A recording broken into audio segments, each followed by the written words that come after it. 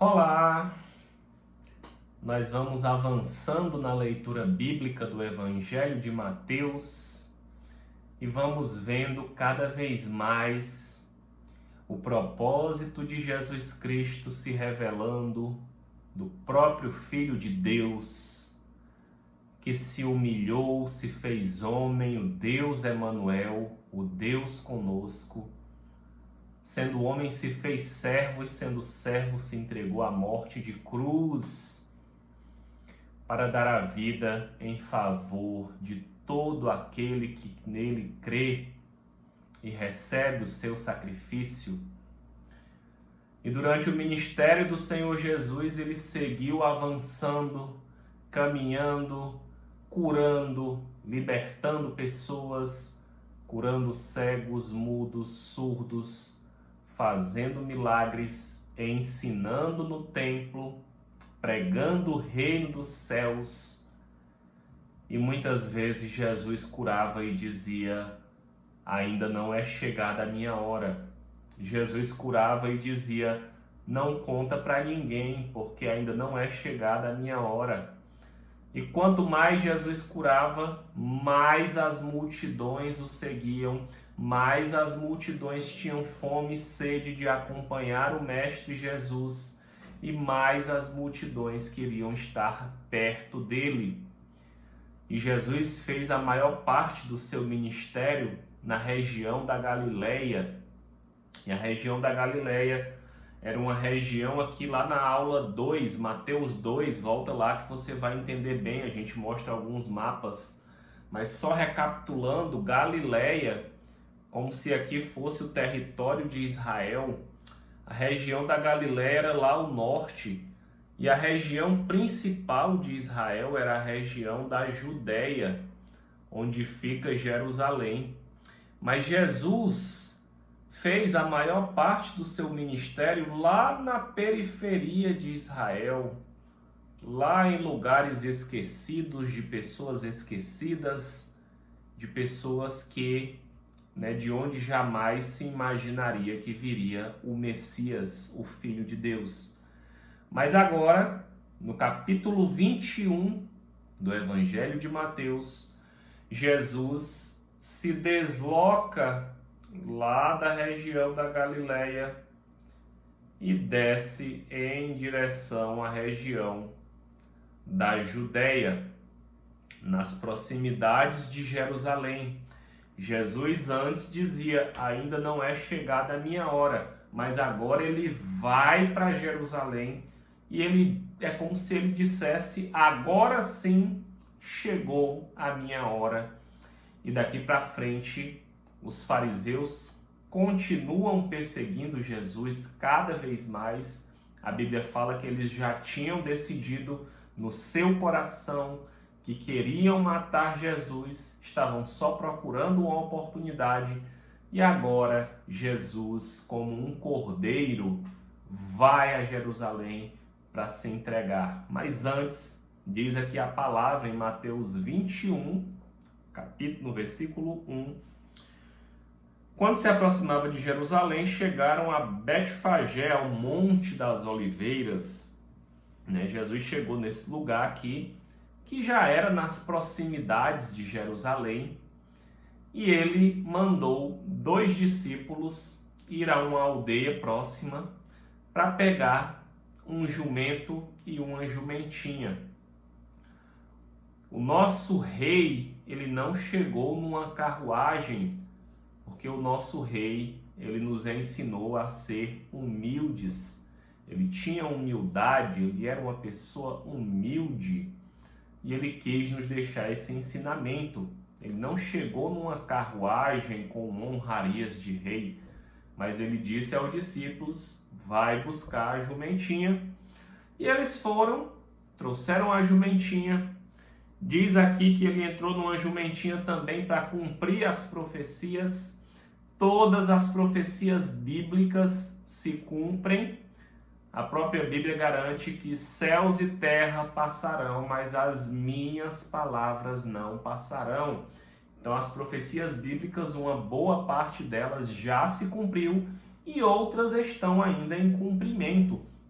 Neste caso aqui, versículo 5, havia se descrito aqui pelo profeta Zacarias: dizei à filha de Sião, eis que vem o teu rei, humilde, montado num jumento, num jumentinho. Então aqui se cumpre essa profecia que fora feita aí há centenas de anos pelo profeta Zacarias. E Jesus pegou esse jumentinho, as pessoas colocaram as suas vestes sobre o jumento e saíram colocando as suas vestes sobre o caminho, né, e jogando também os ramos para que Jesus fosse passando, para dar passagem ao rei, e essas pessoas gritavam, clamavam aqui, né, jogando esses ramos de árvores e jogando as suas próprias roupas no caminho, e elas clamavam: Hosana ao filho de Davi, bendito que vem em nome do Senhor. Hosana nas maiores alturas. E aqui Hosana, né? Curioso que certa vez antes de eu me converter, eu ia à igreja uma vez por ano, uma vez na vida, quando a minha mãe me chamava, para agradar a minha mãe. Não porque eu queria ir, mas o meu coração estava muito longe de Deus. E eu ia, e certa vez eu fui à igreja católica com a minha mãe, e aí lá estavam cantando exatamente esse louvor aqui, cantando Hosana, e com as mãos dando para cima, e eu olhei, eu perguntei à mamãe: mamãe, o que significa Hosana? E a mamãe olhou para mim, olhou para um lado, para o outro, e disse: Hosana é Hosana, meu filho, Hosana é Hosana. Hoje a gente brinca, isso é uma piada de família, né? Mas o que significa Hosana, né? Depois eu comecei a ler, estudar a Bíblia, e Hosana significa exatamente o que está aqui no texto, né? Bendito o que vem em nome do Senhor. Jesus veio em nome do Senhor, da raiz de Davi, debaixo de um cumprimento profético, operando milagres, sinais e maravilhas e sendo duramente perseguido pelos religiosos da época, que, tomados de uma inveja e sem querer recebê-lo como Messias, começaram aqui a intentarem matá-lo, né? E aqui estava toda essa entrada, essa chegada dele em Jerusalém, reconhecido como um rei, ainda que montado em cima de uma jumenta, ainda que as honrarias fossem com trapos de roupa, com ramos lançados ao chão, mas ele era e é o nosso rei. E Jesus chegou em Jerusalém, e ele já chegou dizendo mesmo para que ele veio. Quando ele chegou em Jerusalém, conta aqui que as pessoas estavam vendendo e comprando no templo. As pessoas estavam fazendo comércio dentro do templo, dentro da casa de Deus. E Jesus chegou e começou a bater, a jogar, né? Lá no outro evangelho diz que ele pegou um azorrague, uma espécie de um chicote, saiu dando em tudo que era banca de venda, o pessoal vendendo galinha, vendendo, não sei, vendendo jogos, vendendo animais, vendendo carne, vendendo trigo, e ele saiu derrubando tudo. Por quê? Ele disse aqui: assim está escrito. Jesus sempre batalhava com a palavra. A espada de Jesus é a palavra de Deus, e a nossa também deve ser. Está escrito: a minha casa será chamada casa de oração. Casa de Deus é lugar de oração, é lugar de edificação espiritual. Não é lugar de fazer comércio, não é lugar de lucrar, não é lugar de fazer negócios. É lugar de edificar o espírito, lugar de edificar a alma, a casa de Deus. Vós, porém, a transformaram em covil de salteadores. Vocês transformaram minha casa num lugar de ladrão. Não como é atual também nessa palavra em muitos lugares. Infelizmente, a Bíblia sempre é atual e ela sempre é contextualizada. Quantos lugares hoje estão fazendo comércio no templo, na palavra de Deus, mas Jesus disse: a minha casa é casa de oração. Na sequência, Jesus continua efetuando curas no templo, né? E até as crianças, até os meninos aqui clamavam: Hosana, filho de Davi. E aí os fariseus questionam: tá vendo o que essas crianças estão falando, né? Até as crianças louvam Jesus. Jesus sempre foi muito... As crianças sempre se aproximavam de Jesus, né? Isso mostra muito. As crianças não tinham medo de Jesus, né? Jesus mostra uma característica de Jesus ser uma pessoa mansa, amável, né? Que as crianças sempre se aproximavam dele, e aqui as crianças o estavam louvando.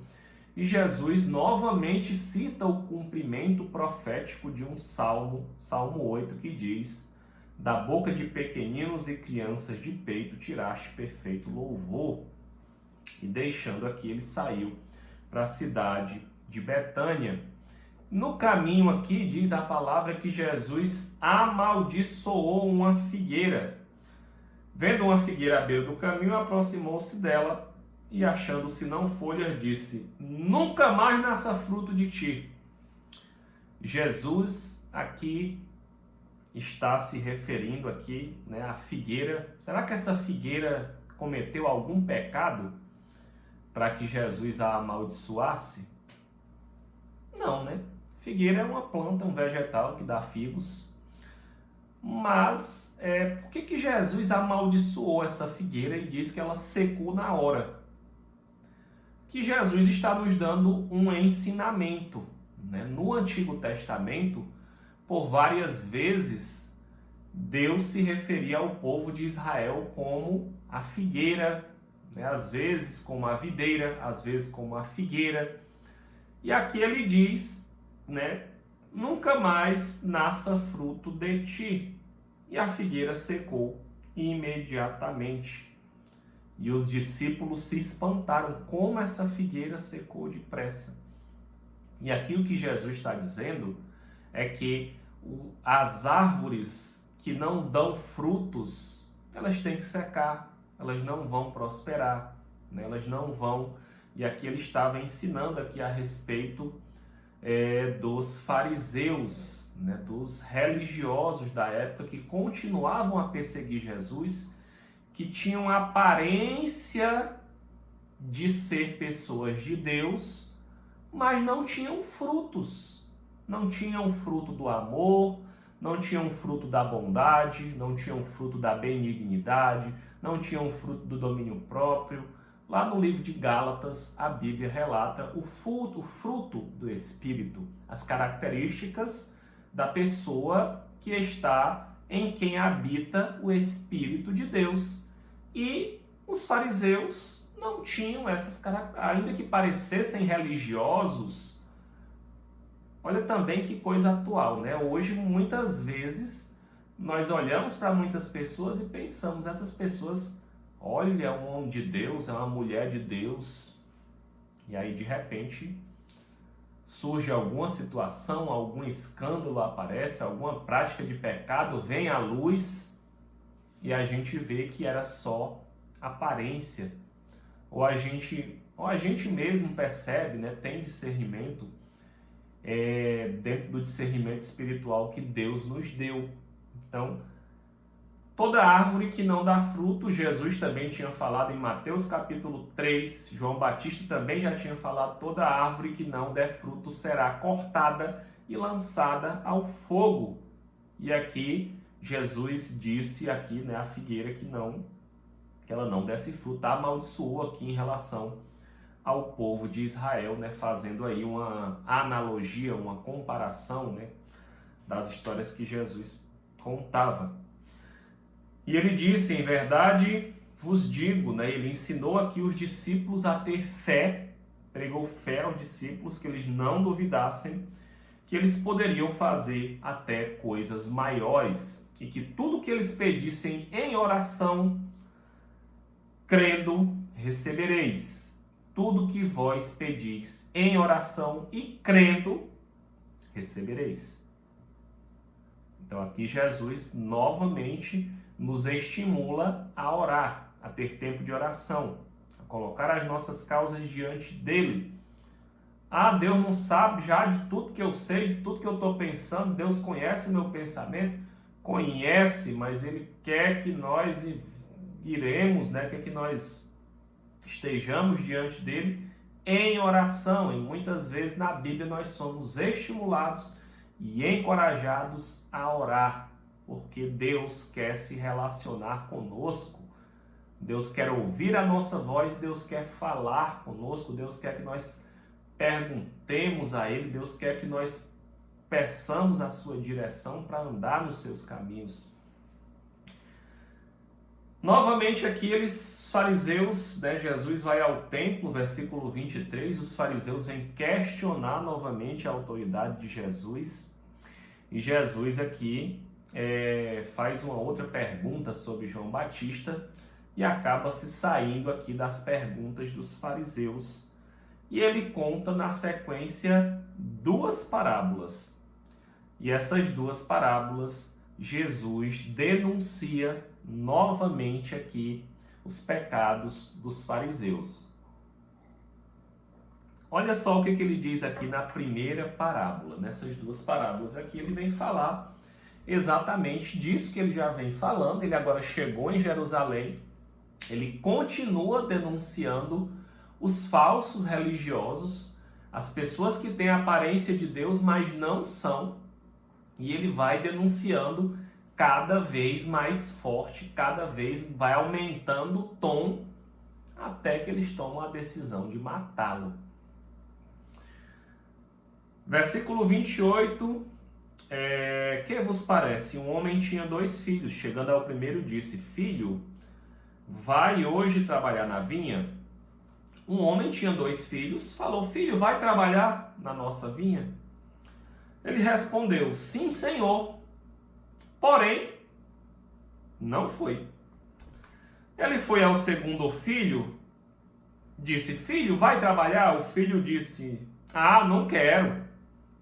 Mas depois, arrependido, foi. Qual deles fez a vontade do pai? Disseram, o segundo. O segundo que disse, eu não quero, mas foi. O primeiro disse, eu vou, mas não foi. Declarou-lhes Jesus, em verdade vos digo que publicanos e meretrizes vos precedem no reino de Deus. Porque João veio a vós no caminho da justiça e não acreditares, ao passo que publicanos e meretrizes creram.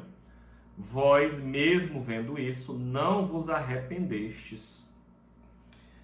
Aqui Jesus está dizendo para os fariseus, para os judeus, que estavam ainda o perseguindo e continuavam lhe perseguindo, olha, como vocês não creram, os publicanos, que eram conhecidos como ladrões, que roubavam, coletavam os impostos das pessoas, como se ele dissesse, os ladrões e as meretrizes, as prostitutas, estão se arrependendo e vão tomar a frente de vocês no reino dos céus.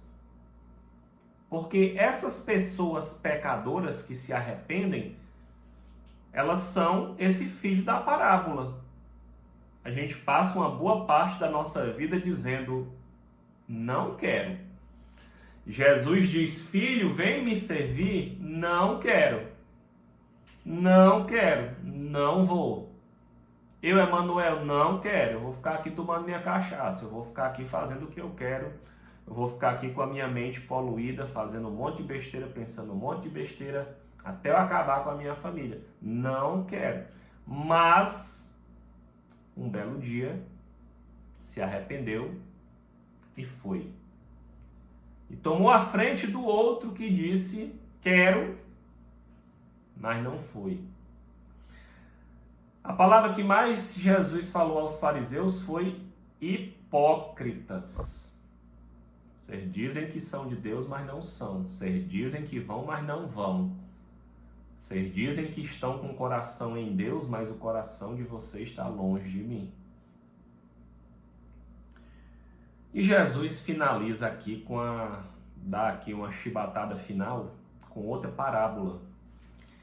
E nessa outra parábola, essa é a parábola dos lavradores maus.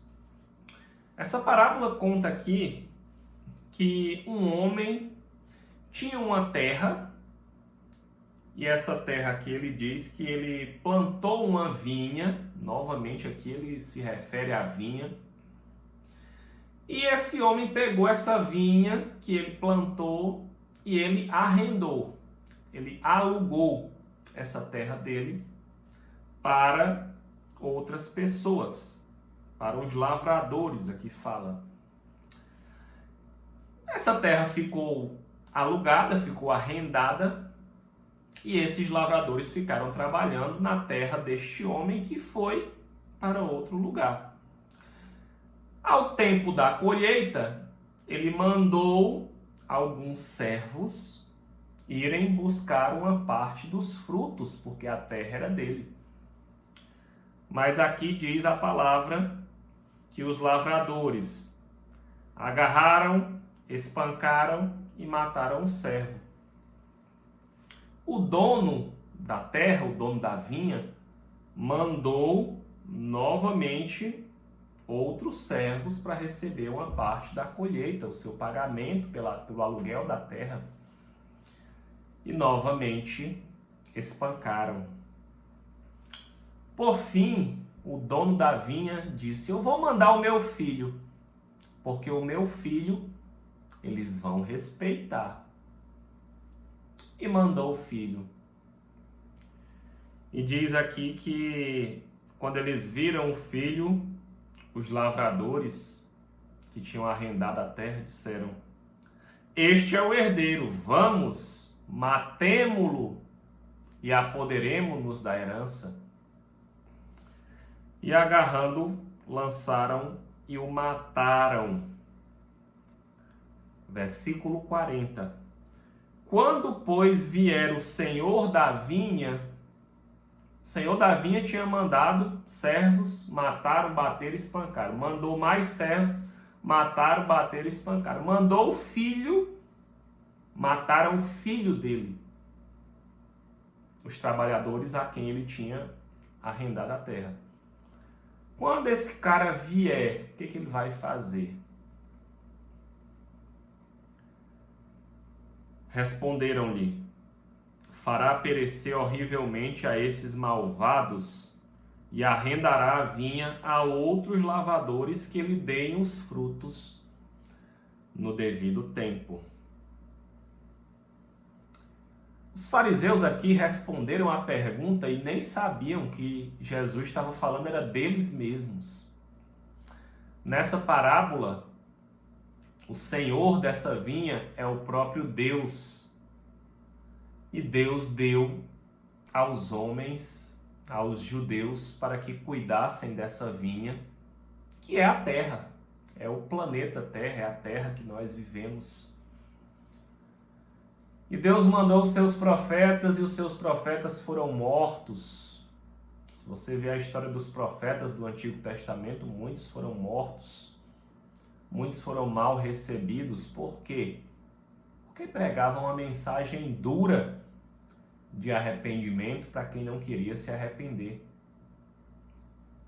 E muitos profetas foram mortos. E depois, o dono da vinha, o próprio Deus, mandou o seu filho. Jesus disse 3 vezes muito claramente que ele estava indo para Jerusalém e ele ia morrer e ressuscitar ao 3º dia.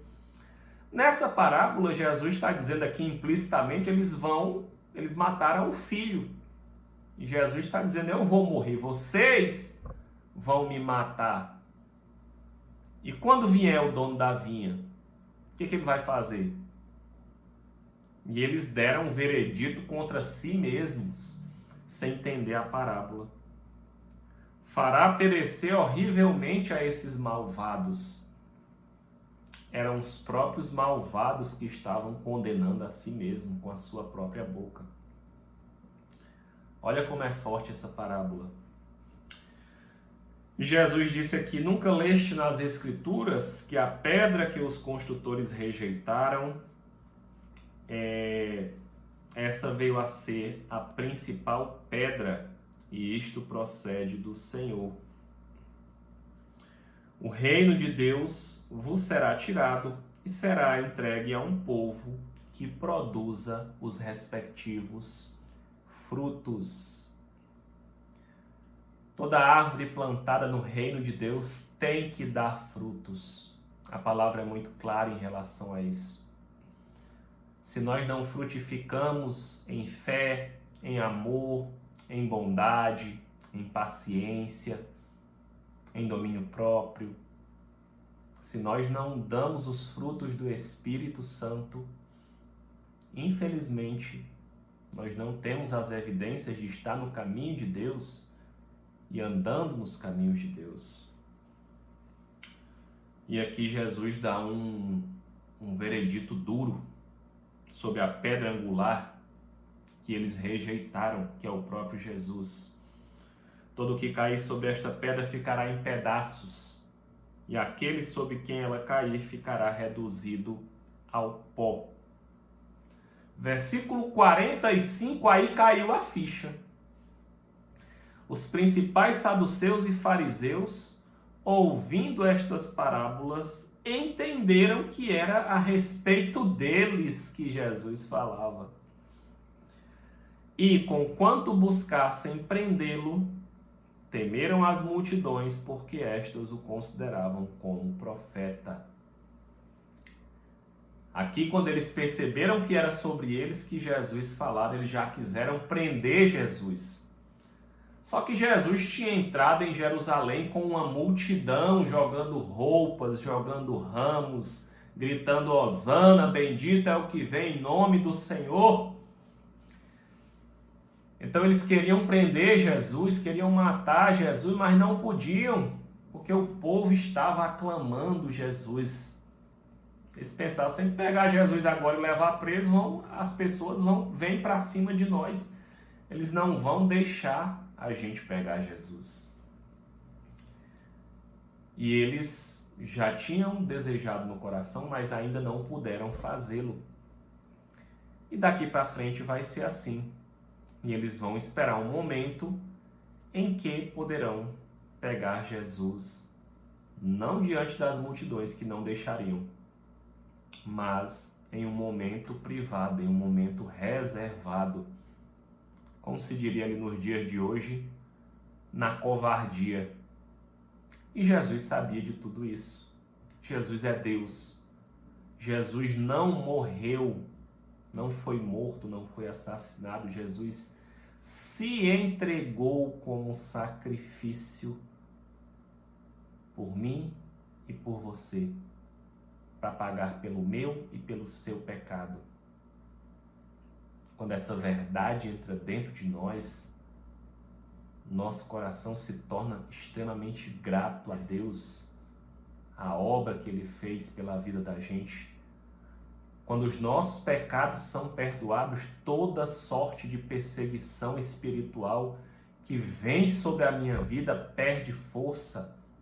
O pecado perde força sobre a minha vida, porque os inimigos não têm mais poder sobre mim, porque os meus pecados foram perdoados. E a culpa que estava sobre mim é retirada. E eu me torno justificado diante de Deus.